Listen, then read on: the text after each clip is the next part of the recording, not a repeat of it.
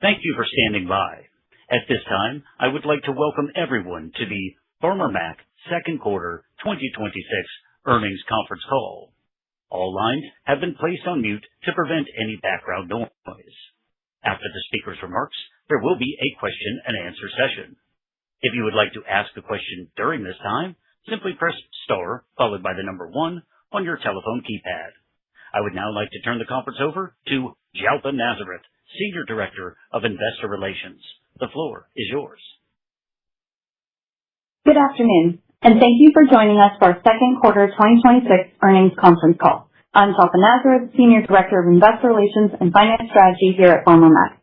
As we begin, please note that the information provided during this call may contain forward-looking statements about the company's business, strategies, and prospects. These statements are based on management's current expectations and assumptions and are subject to risks and uncertainties that could cause our actual results to differ materially from those projected.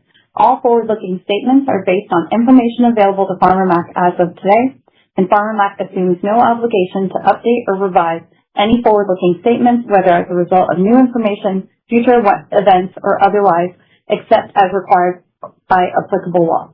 Please refer to Farmer Mac's 2025 annual report on Form 10-K and subsequent SEC filings for a full discussion of the company's risk factors.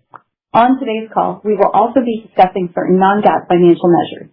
Disclosures and reconciliations of these non-GAAP measures can be found in the company's most recent Form 10-Q and earnings release posted on Farmer Mac's website.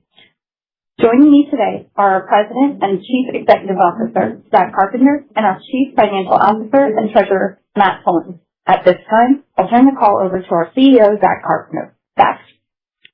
Thanks, Jalpa, and good afternoon, everyone. Thank you for joining us today. I'm pleased to report that Farmer Mac delivered record results in the second quarter, with volume, revenue, and core earnings reaching all-time highs, supported by the strength of our mission-driven franchise and the disciplined execution of our strategy across every aspect of our business. These results were powered by broad-based business volume growth, as we continue to be a critical part of the financial ecosystem through providing liquidity in support of agriculture and rural infrastructure. We surpassed $37 billion in outstanding business volume and strengthened our already robust capital base through a very successful preferred stock issuance, further supporting our long-term growth objectives. A focus on expense management, while simultaneously making strategic investments for growth, resulted in our expense efficiency ratio remaining below our 30% strategic target, as we also provided over $4 billion of liquidity to critical sectors of the American economy in the second quarter. Outstanding business volume ended June at a record $37.2 billion, an increase of $2.4 billion in the second quarter after taking into account all new business volume, maturities, sales, and paydowns on existing assets. Our agricultural finance outstanding business volume grew $1.8 billion in the second quarter, primarily due to a $1.1 billion increase in our Farm and Ranch AgVantage wholesale finance securities portfolio. That growth was driven by new business volume from several counterparties, reflecting the strength of our growing relationships, including a $750 million issuance from a new counterparty. We continue to see strong interest in wholesale finance, reflecting the competitiveness of our product versus other funding alternatives, and believe we are on track to see incremental net growth in the second half of the year due to minimal scheduled maturities as well as the relative value of this product provides our customers. Farm and Ranch loan purchase activity remained at elevated levels during the second quarter, building on the strong momentum that began in the fourth quarter of 2025 and continued throughout the first half of 2026. Specifically, we saw net growth of $867 million for the first half of the year, almost double the Farm and Ranch loan purchase net growth in the same period last year. We are operating at an elevated pace for new volume and expect loan purchase growth to continue as lenders seek liquidity, driven by the need to diversify from high-cost deposits amid strong loan growth, a focus on capital efficiency and returns, and ongoing volatility that many sectors of the agricultural economy are experiencing. Our growth this quarter was also supported by the improvements that were made to our Ag Express product in 2025, reflecting our continued investment in improving our products, processes, and platforms. The product improvements resulted in wider engagement with a variety of lending institutions that serve all facets of the agricultural mortgage financing market. We remain proactive in discussions with our customers to ensure we find the right solutions to support their funding and capital needs, as well as understanding their borrowers' liquidity needs in a challenging operating environment that is characterized by ongoing uncertainty and broader market volatility. I'm also pleased to announce the launch of Farmer Mac Loan Exchange, or Flex, our new farm and ranch loan platform this past week. Flex introduces a unified digital platform for farm and ranch loans across all of our loan purchase products. The platform improves process efficiency, documentation management, and operational flexibility. Flex is a significant technology modernization initiative that creates a more efficient, scalable, and user-friendly experience across Farmer Mac's farm and ranch business, which we believe will serve as the foundational platform to launch future innovative products and customer solutions. Flex is the latest example of our commitment to incorporate innovation and technology modernization, which we expect will continue to differentiate Farmer Mac and transform the agricultural mortgage market, allowing us to provide liquidity in a more efficient and scalable way. The Corporate Ag Finance segment grew modestly during the quarter to $2.1 billion in outstanding business volume. Deal flow activity in the broader agribusiness market has remained relatively muted during 2026, predominantly reflecting less mergers and acquisitions activity as companies continue to navigate a volatile market coupled with global tensions impacting trade and inflation. Looking ahead, we continue to expect modest growth in this segment and will remain disciplined in pursuing opportunities that meet our underwriting standards and support the food, fuel, and fiber supply chain. Turning to our infrastructure finance line of business, outstanding business volume increased $573 million sequentially to $13.1 billion as of quarter end, with all three segments contributing to net growth.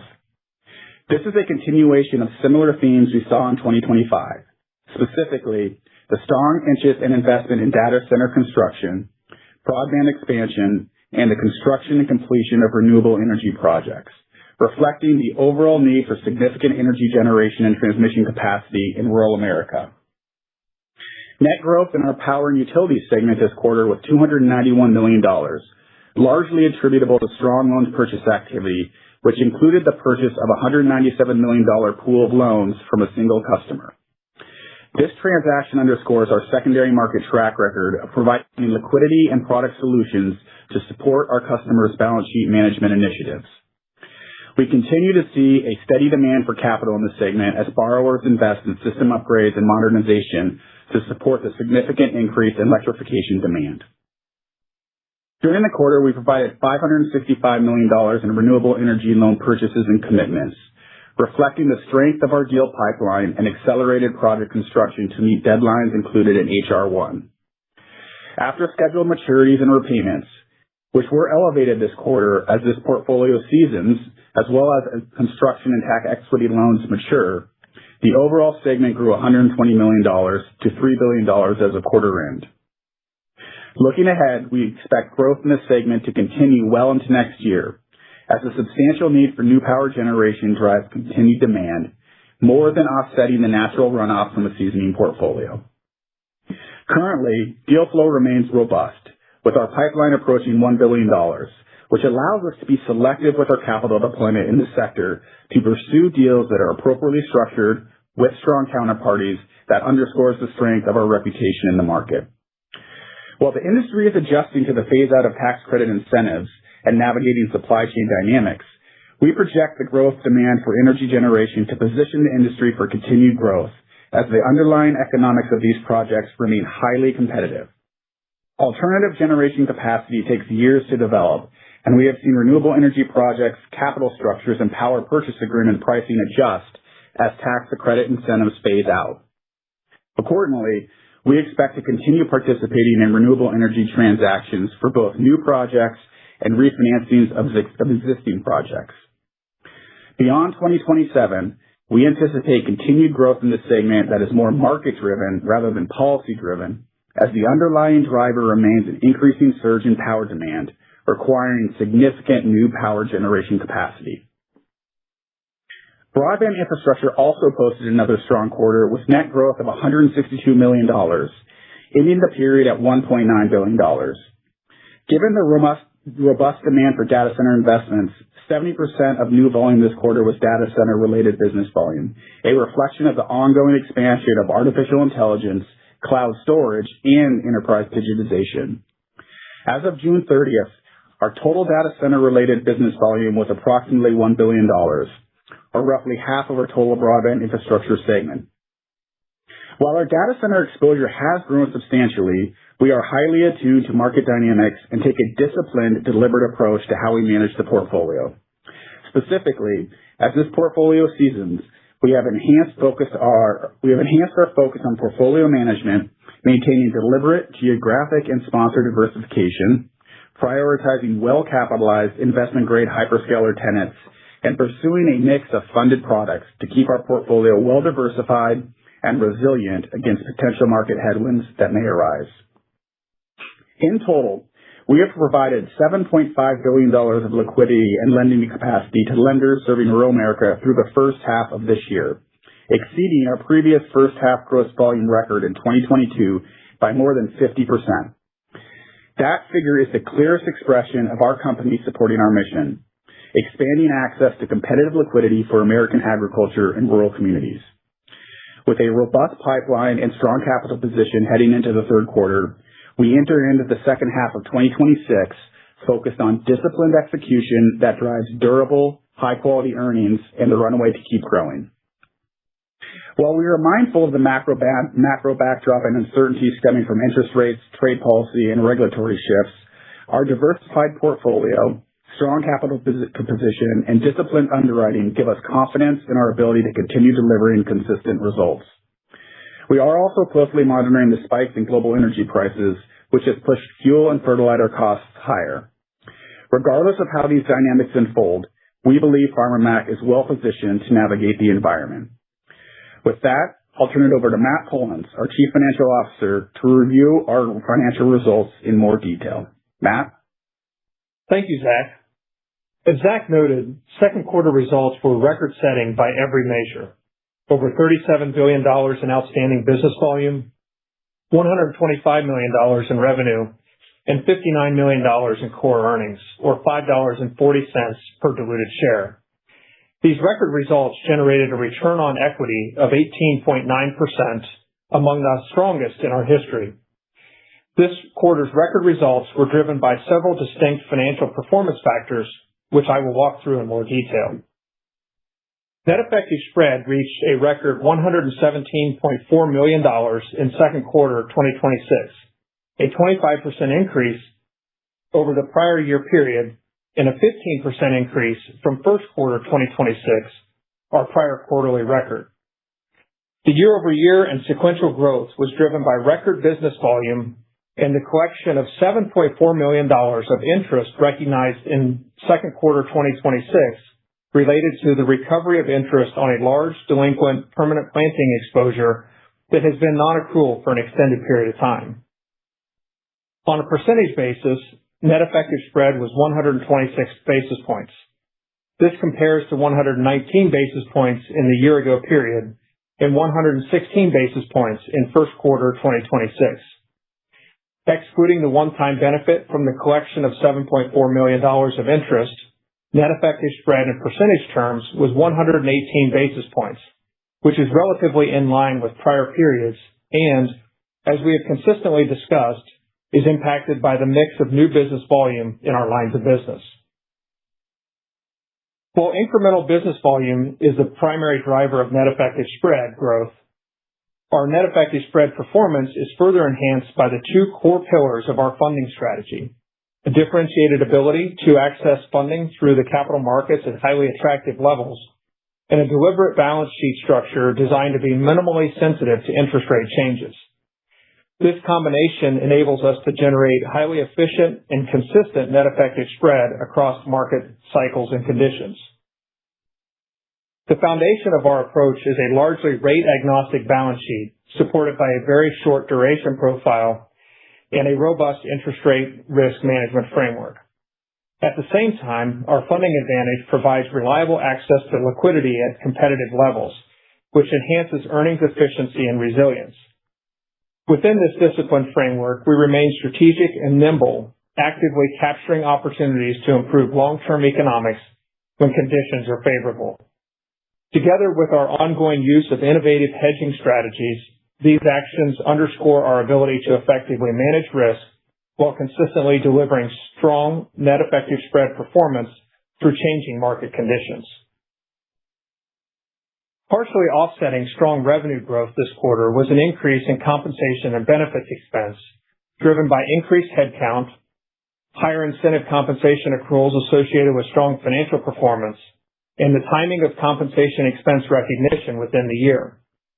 Included in second quarter results was a $4 million true-up of performance-based incentive compensation, reflecting our updated expectations for full-year performance.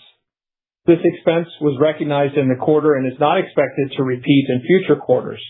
As a result, compensation expense growth in the quarter was elevated relative to our expected full-year trend. Looking ahead, we anticipate compensation expense growth to moderate in the second half of 2026, with full-year compensation expense projected to be consistent with our underlying operating trajectory and approximately 20 to 22% higher than 2025. To provide additional perspective on our underlying operating performance, excluding the $7.4 million interest recovery benefit and the $4 million true-up of performance-based incentive compensation, core earnings for the quarter would have been approximately $56 million, or $5.15 per diluted share. We believe this normalized view more closely reflects the underlying earnings power of the franchise, which continues to benefit from record business volume, strong net effective spread generation, favorable credit performance, and disciplined expense management. Our strong operating performance resulted in an operating efficiency ratio of 28% for the quarter, below our long-term target of 30%. We anticipate full-year operating efficiency ratio in the 27 to 29% range. Operating at this level of efficiency provides us with the flexibility to invest strategically in the continued growth and scalability of our franchise while delivering strong returns for shareholders.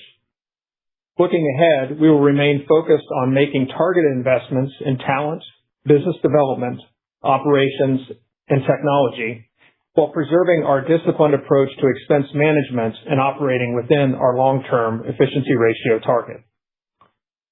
Also contributing to our second quarter 2026 core earnings was a $2 million income tax benefit from the purchase of $21.4 million of renewable energy investment tax credits, which was fully recognized in the quarter. These investments support our mission by providing capital to renewable energy projects, electric facilities, and biofuel sectors, while also generating attractive financial returns. As of quarter end, we substantially utilized our remaining carryback capacity. Going forward, we will evaluate tax credit purchase opportunities on a current year basis. We remain active in the tax credit market and will selectively pursue opportunities where pricing and economics are attractive and expected to enhance overall financial performance. Turning to credit and asset quality results, the $7 million provision for credit loss expense in the second quarter of 2026 reflects $3.6 million attributed to new business volume growth across all our segments, with the balance related to credit migration trends. The primary driver of credit migration this quarter was the deterioration of two collateral-dependent farm and ranch loans that accounted for approximately $3 million of provision expense.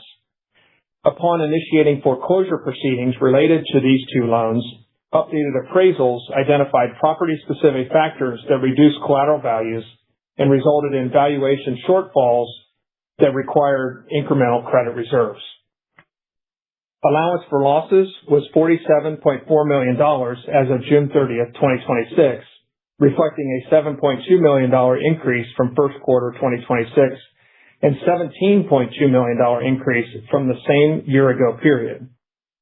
The sequential increase primarily reflects the cumulative impact of portfolio growth and select credit migration. As of quarter end, the total allowance represented 19.7% of total non-accrual assets, compared to 15.4% as of March 31, 2026, and 16.9% as of the year-ago period, reflecting the increase in allowance for losses and the decrease in non-accrual assets due to the resolution of the previously mentioned delinquent permanent planting exposure. 90-day delinquencies were 37 basis points at quarter end, a 15 basis point improvement from first quarter 2026, and 4 basis point improvement from the year-ago period.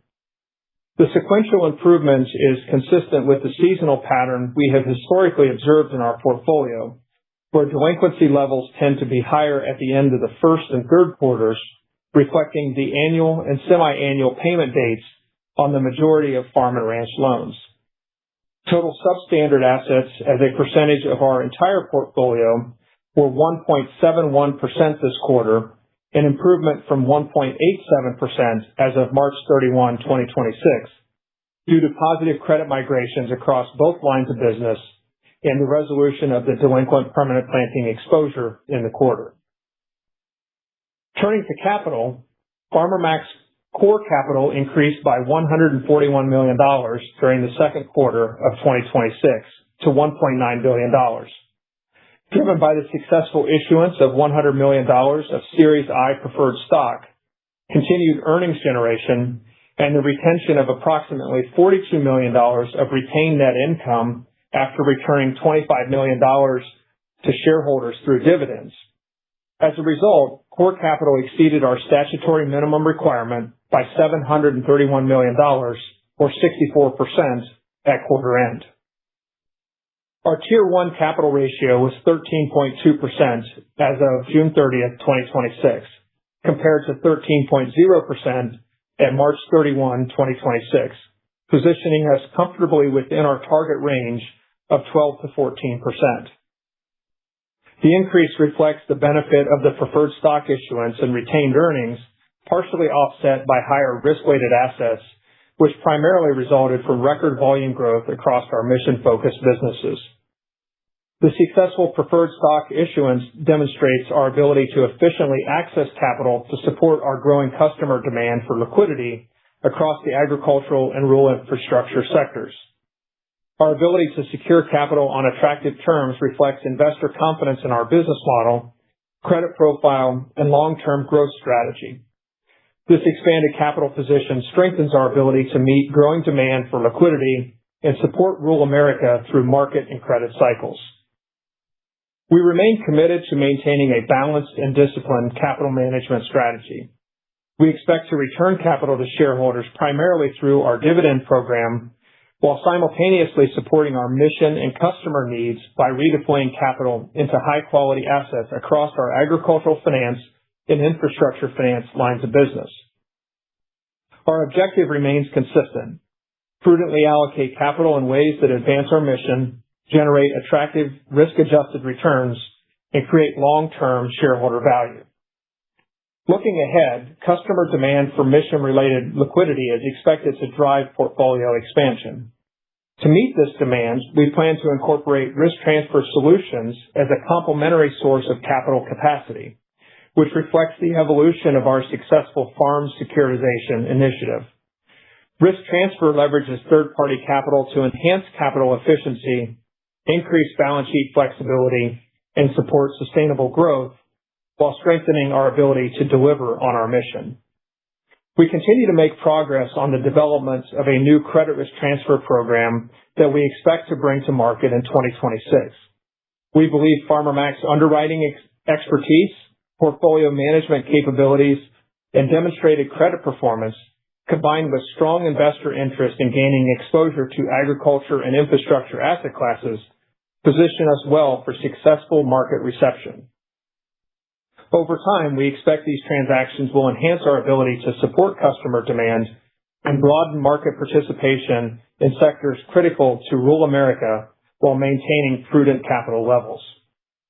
In closing, this quarter's strong performance underscores both the effective execution of our strategy and the enduring strength of our franchise.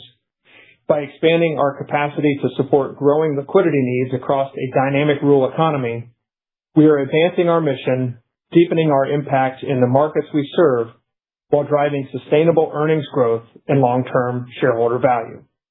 Now I would like to turn the call back over to Zach. Thanks, Matt. Our results were exceptional this quarter. We are extremely proud of our continued focus on providing liquidity to support American agriculture and rural communities, and excited about what lies ahead for the balance of 2026.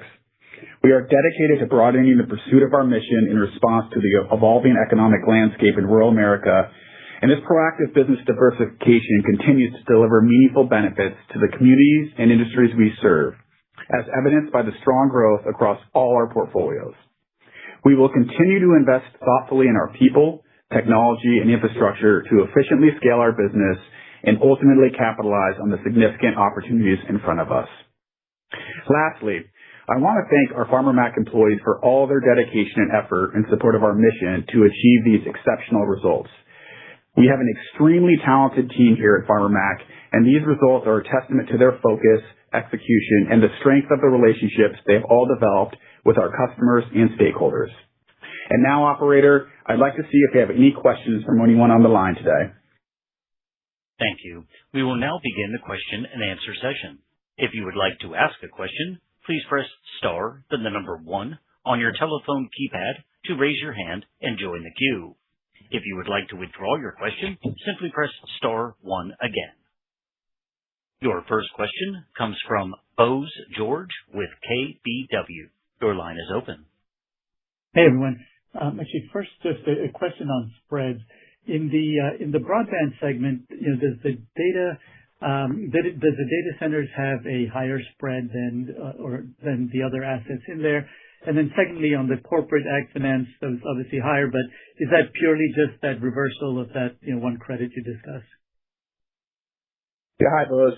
As it pertains to spreads and broadband infrastructure, I think the majority of the spreads you see in the quarter reflect the growth in the broadband, the data center portfolio. Those credit spreads are relatively in line with the other assets in that portfolio. I would note, again, we look at risk-adjusted returns and make sure that regardless of credit spreads, that the return is appropriate for our capital deployment. But there's not a significant amount of volatility between spreads across the different sectors in that portfolio. In corporate ag, yes, the biggest impact that quarter as it pertains to net effective spread is the collection of that interest from the non-accrual loan. If you back that out, you would see net effective spread percentage be relatively flat quarter over quarter. Okay, thanks. Great. And then the risk transfer solution that you discussed, is that going to be beneficial to ROEs, or is it really just a way to broaden your access to capital? And the structures, are they going to look similar to sort of like the Fannie Freddie risk sharing structures? Hey, Bose, this is Matt. In terms of the use of risk transfer tools, we are very much looking at those as a form of capital. And to that end, the risk transfer tools are attractive to us because they are a more efficient, more flexible, and generally speaking, a cheaper form of capital than other tools that we have available to us, including issuing capital. And so playing that forward and directly responding to your question about return on equity, the short answer is yes. We do expect the use of credit risk transfer tools to benefit return on equity over the course of time. Okay, great. Thanks. Your next question comes from Bill Ryan with Seaport Research Partners. Your line is open. Thanks and good afternoon, and I have to say congratulations. I think I was the high on the street. You managed to exceed my numbers quite handily. First question, just following up on Bose's question about the NES margin. Going across the various segments, you did have expansion. I think even if I did my calculations right, corporate ag finance is up about 5 basis points, even taking out the $7.4 million adjustment. You've been reluctant to kind of give some outlook on the margin, and I understand that's kind of reflecting of unsure about the product mix going forward, specifically in farm and ranch. But maybe if you could talk about, how you see it playing out in the next couple of quarters, perhaps into 2027, both in farm and ranch and also the other businesses. And then I do have one follow-up question as well. Yeah, thanks, Bill. This is Zach. Yeah, as it pertains to margin, I think if you look over the last 4 quarters, especially across, corporate ag, broadband, and renewable energy, and kind of look at a trailing 12-month NES percentage, they're relatively consistent. Broadband is typically in the 225 to 235% range. Renewable energy, 165 to 175, and corporate ag, a little bit north of 2%. What we see in the market, I don't envision much delta outside of those ranges. The transactions that we're seeing and the credit profiles that we focus on within our underwriting criteria seem to fall within that range. So as we look out over at least the pipeline that we see, as well as the transactions that we look at in the market, I would say they're probably going to fall within those ranges. Clearly, that's market dependent, and anything pertaining to volatility that could impact the market may shift those. But from what we see today, I would say they're probably relatively consistent.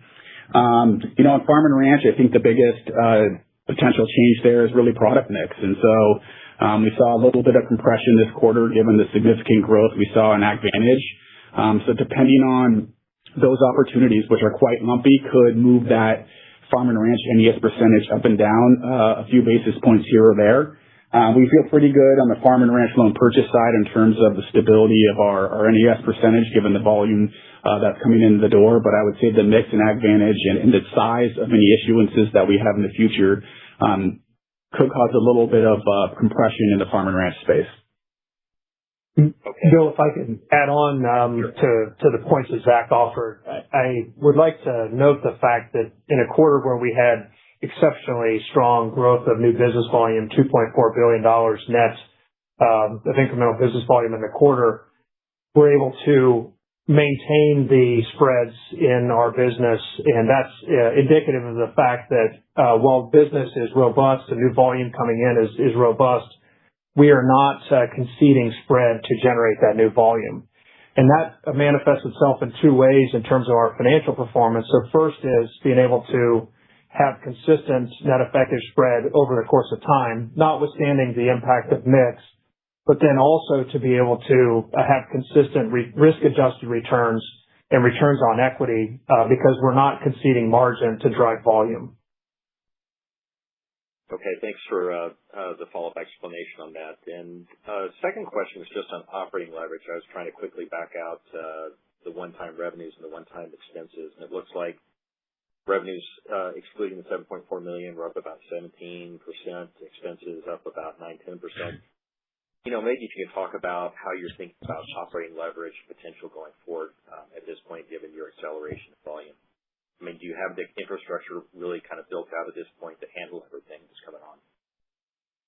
Yeah, so the short answer is yes, and we do expect to generate positive operating leverage going forward. We expect to see the growth rate on the expense side moderate relative to the performance in the second quarter. And because of the strong volume in new business in the second quarter, that is going to further enhance top-line benefits in the third quarter and beyond. To your question about a build-out of infrastructure, yes, we're very confident that we can continue to scale the business based on the infrastructure of the platform that we have today. But as I mentioned in my prepared remarks, one of the luxuries of our business and being able to operate at the level of efficiency that we do and to experience the growth that we have experienced and anticipate continue to experience in the future is that does give us the flexibility to continue to invest in enhancements of our platform, and that's people, technology, process, et cetera. And so you can expect to see continued investments, but we do anticipate maintaining positive operating leverage going forward and actually expanding that operating leverage in the back half of the year on account of slower expense growth.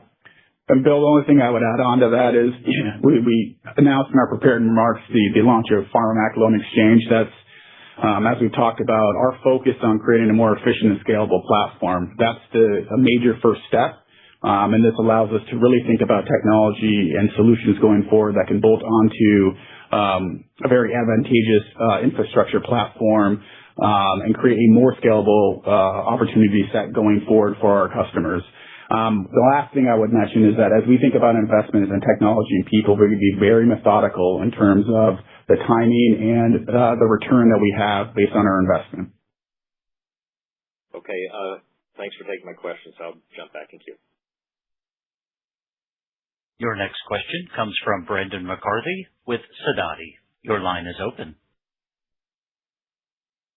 Great. Good afternoon, everybody. Congratulations on the results, and thanks for taking my questions here. I just wanted to start off on the farm and ranch segment. The pace of volume growth there has really accelerated this year. And I know there's some lumpy wholesale volume in there that's benefited volume in Q2 and Q1, but do you primarily attribute growth to just borrower demand? Are lenders becoming more capital constrained? I'm just curious as what the key demand drivers are there. Yeah. Hi, Brendan. This is Zach. I'd say we think about it in three different prongs. I mean, there's a component there that there's certain sectors of the ag economy that are experiencing stress, and the under-levered component of their land allows them to tap into that equity to potentially support working capital and liquidity to kind of get through the volatility that they're experiencing in the agricultural economy. The other component I think that's important is, we are a secondary market, and our customers are financial institutions that originate these loans. And as we've seen, they see tremendous loan growth in their markets, and they need to balance, capital return and other sources of funding, such as deposits, which are exceedingly high in this environment.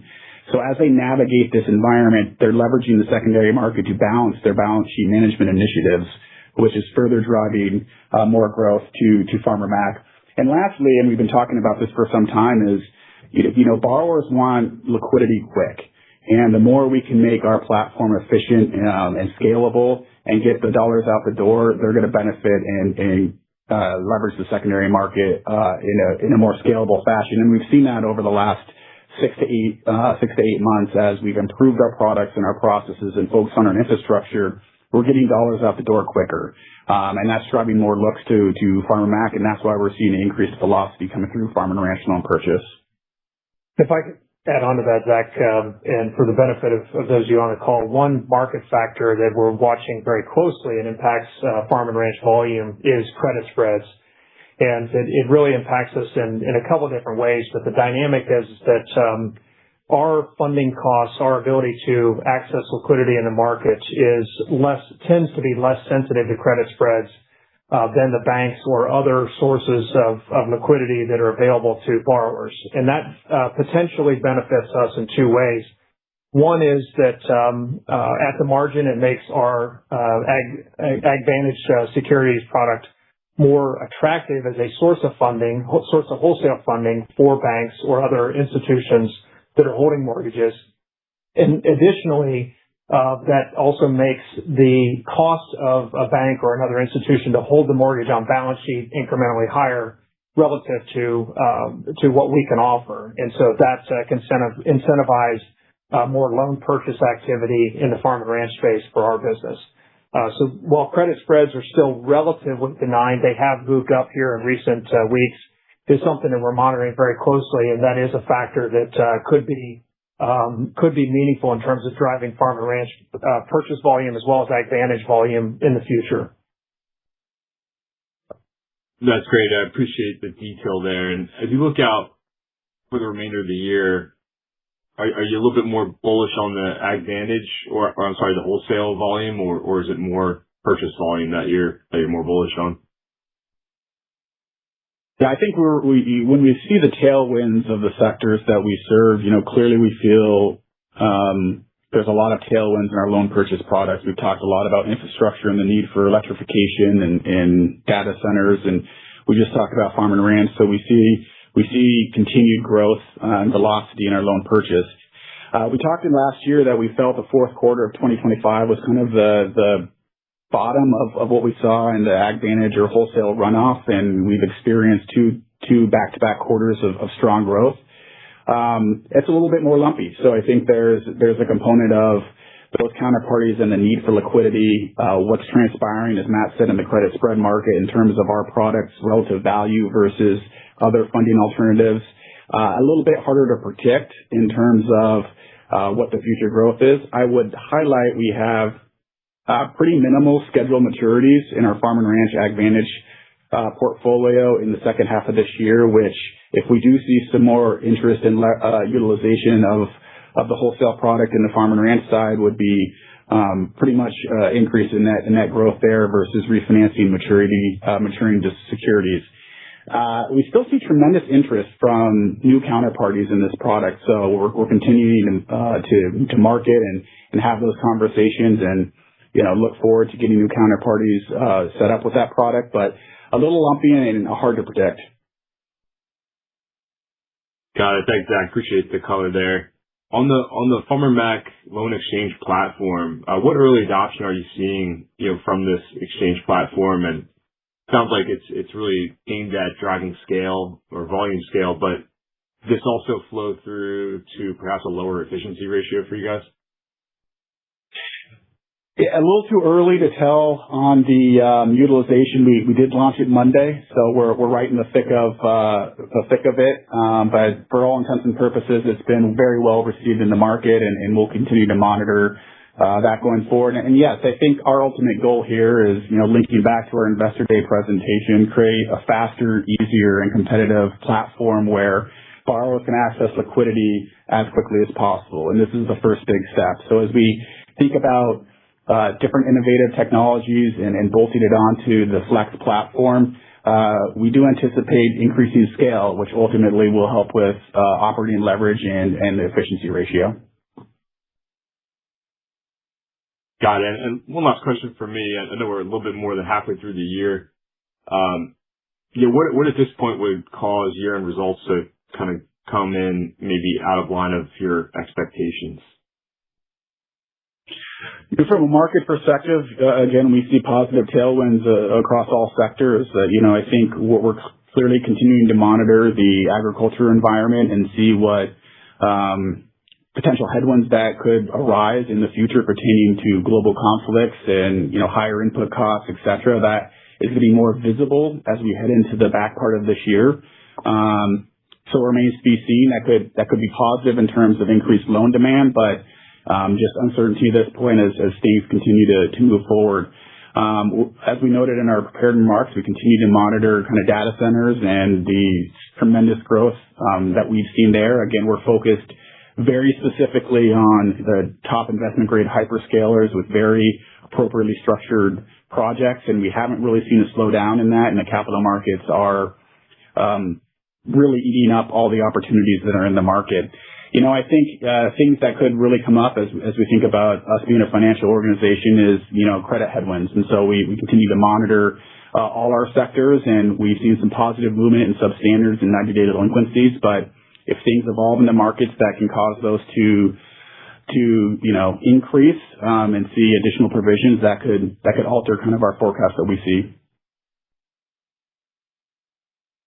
Great. Thanks, Zach. Thanks, everybody. That's all for me. Your next question comes from Gary Gordon, a private investor. Your line is open. Hi. Thanks for taking my questions. And yeah, thanks for the detail on normalized earnings. Just maybe a follow-up on securitization. You've described that the cost of capital securitization is lower. What are sort of your limitations on volume? Presumably, you'd like to issue a lot if it's a cheaper funding source. Yes, and maybe just one, Gary, this is Matt. Just one clarification is historically we've relied upon what's known in the marketplace as senior subordinate securitization structures as a form of credit risk transfer. We're evolving our product mix and approach to credit risk transfer to include other avenues of risk transfer, including synthetic securitization. That's one of the tools that we are looking at and are fairly commonly used by some of the other GSEs in the markets. In terms of capacity, the factors that we'll be most closely monitoring there are really twofold. So one is the assets in portfolio that's where we can get effective execution in terms of risk transfer. And specifically, looking at it as an example, we have a fairly robust history and market awareness and frankly level of comfort in the farm and ranch space the market is comfortable with our underwriting standards and historical credit performance. And that's generally viewed to attractively align with a risk transfer type of transaction. And so we'll be looking at specific components of our balance sheet, specific components of the portfolio where risk transfer will make sense from an execution standpoint. The second factor that we'll be needing to monitor would be the market appetite or market capacity for agricultural finance and rural infrastructure finance risk transfer. We don't believe at the moment that there are notable limitations in terms of the market capacity for that risk, but that is certainly a factor over the long run that we'll have to monitor. And if the market capacity is tapped out, then we would have to look at other forms of capital as alternative ways of managing the balance sheet. Okay. Would it be a goal or a potential that securitization could be materially higher 2 years from now? In short, yes. Mm-hmm. Are infrastructure finance loans, you think, have an opportunity? Securitization?